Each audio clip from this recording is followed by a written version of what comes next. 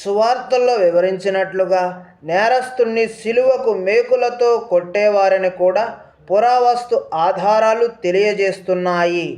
పాదంలో మేకు విరిగి ఉన్న, కాలి పిక్క ఉన్న పురుషుని అస్థిపంజరాన్ని శిథిలాల్లో కనుగొన్నారు.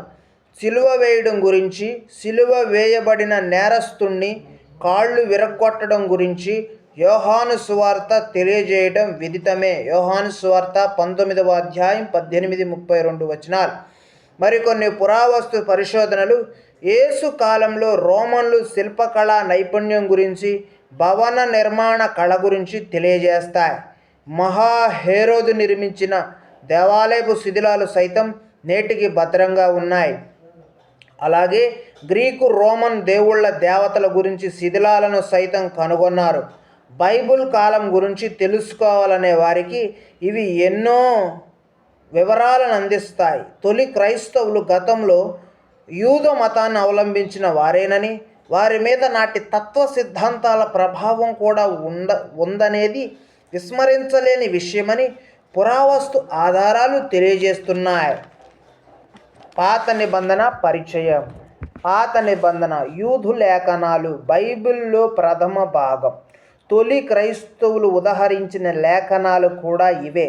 క్రీస్తు శకం మొదటి 2 శతాబ్దాల్లో క్రొత్త నిబంధనలోని గ్రంథాలకు లేఖన ప్రతిపత్తి లభించిన తర్వాతనే యూదు లేఖనాలను పాత నిబంధన అనడం ప్రారంభమైంది. వాస్తవానికి పాత నిబంధన గ్రంథం సుమారు 1000 ఏండ్ల కాలంలో వివిధ వ్యక్తులు వ్రాసిన వివిధ రచనల సంకలనం.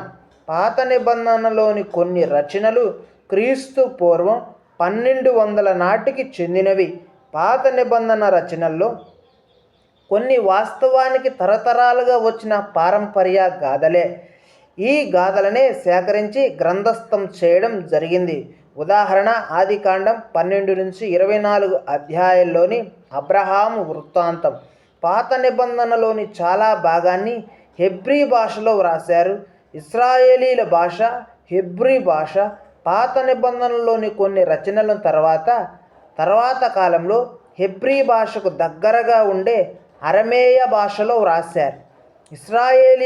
ఇశ్రాయేలు ప్రజల సొంత దేవుని గురించి, దేవుడు వారికి నిర్దేశించిన జీవన విధానం గురించి పాత నిబంధన గ్రంథం తెలియజేస్తుంది. లేవియాకాండం 20వ అధ్యాయం 7-8 దేవుడైన యెహోవాయే సృష్టికర్త అని ఆదికాండం 1వ అధ్యాయం, కీర్తన 104వ అధ్యాయం ఆశీర్వదిస్తానని వాగ్దానం చేసే దేవుడునని కూడా పాత నిబంధన తెలియజేస్తుంది.